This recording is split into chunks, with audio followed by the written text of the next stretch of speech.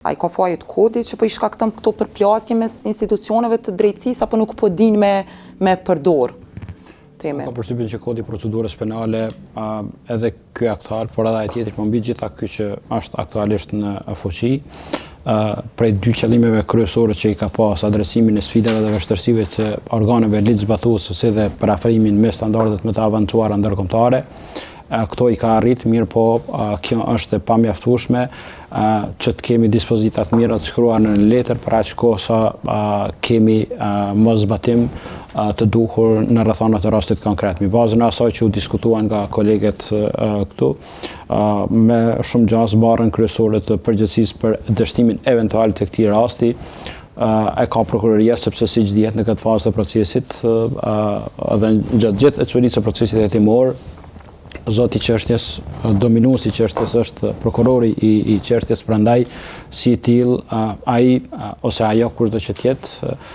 para se të shkojmë me një kërkesë në gjykatë të njëjtën, krahas shkrimit të saj,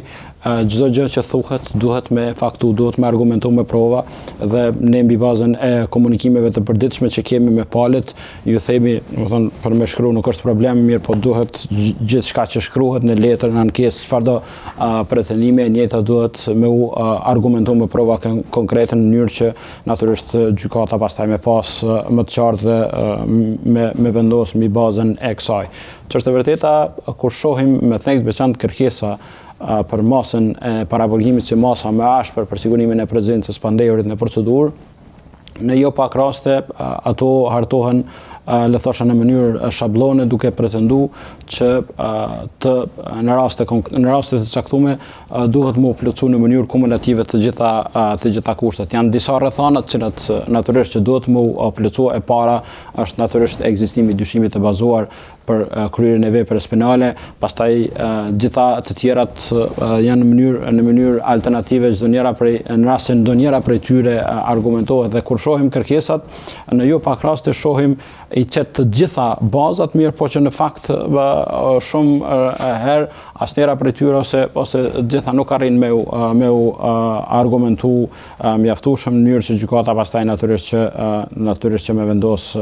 raste konkrete. Pavarësisht që në këtë stad procesi përkatësisht rasti për cilin po diskutohet është fazë bukur e hershme hetimore dhe për rrjedhoj mund të evitoheshin lëshimet eventuale, mirë po megjithatë piknisja është jashtëzakonisht kyçe e cila garanton sukses në trajtimin e rastit, përkatësisht garanton procedurë të rregullt mbi bazën e cilës natyrisht që pastaj edhe verdikti përfundimtar I gjykatës të vijë mbi bazën ekskluzivisht të provave në rastin konkret.